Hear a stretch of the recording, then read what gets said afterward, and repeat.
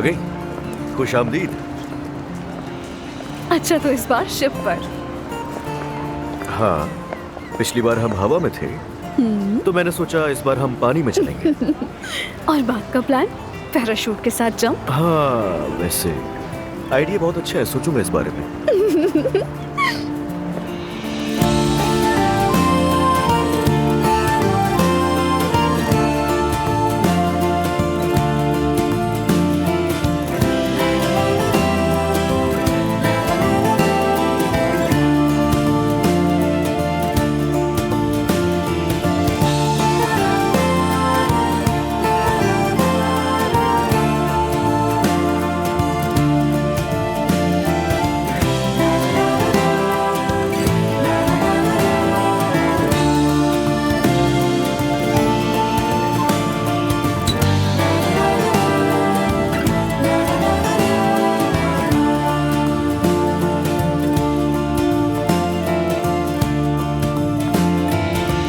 नूर, क्या हाल है?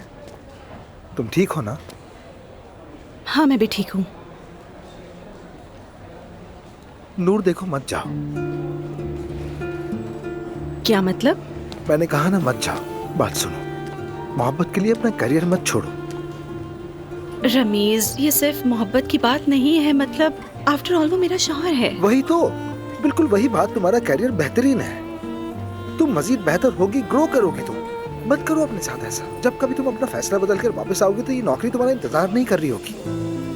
तुम ये सब कुछ क्यों कह रहे हो मुझसे? क्योंकि मैं तुम्हें यहाँ रोकना चाहता हूँ। मतलब नूर, तुम यहाँ के लिए परफेक्ट हो, नेक दिल हो, इसलिए आर्ट करने के लिए बेहतरीन इंसान हो, समझ रही हो?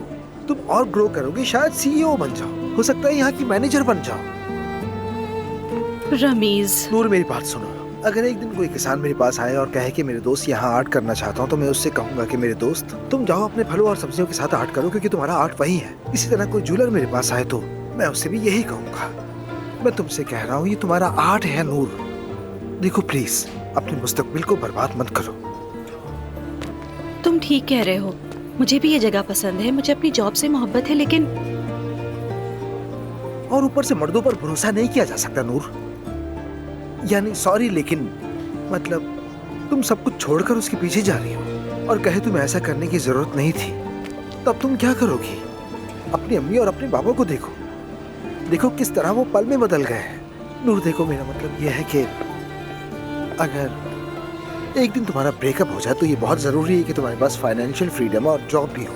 देखो प्लीज, मुझे गलत मत समझना, मैं ये बिल्कुल नहीं कह रहा कि तुम मुझे छोड़ दो, मगर एक बात जानता हूँ, गैर जरूरी कुर्बानी हमेशा नाकदरी पर ही खत्म होती है। रमीज, मैं रोहान से ये सब बातें कैसे कहूँ? मैं नहीं कह सकूंगी। नूर, मैं कह रहा हूँ ना, तुम दोनों वहां जाकर एडजस्ट नहीं हो पाओगे।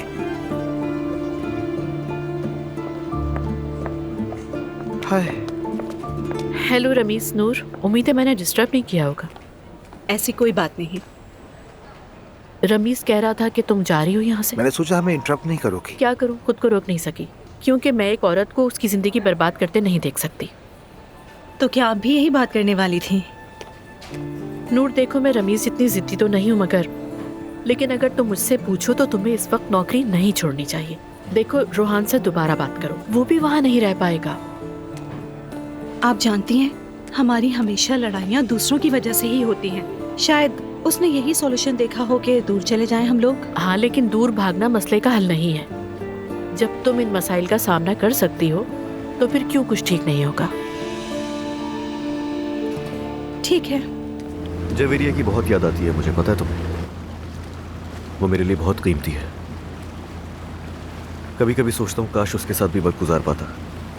क्या ये दुआ की वजह से हो रहा है? नहीं नहीं, ऐसा नहीं है, मगर वो अभी बहुत छोटी है उरूज। वो अपनी माँ के साथ रहे, यही अच्छा है। हो सकता है दुआ इस बात का फायदा उठा रही हो।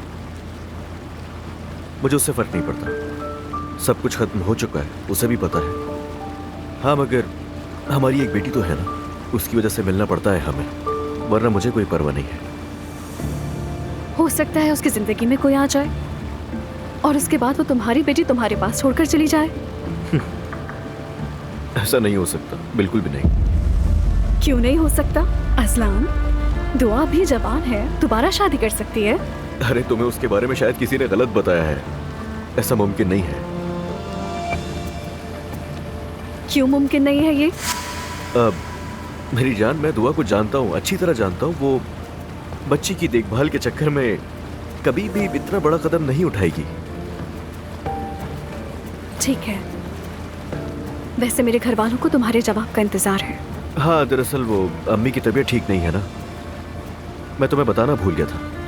अच्छा, खुदा उन्हें शिफा दे।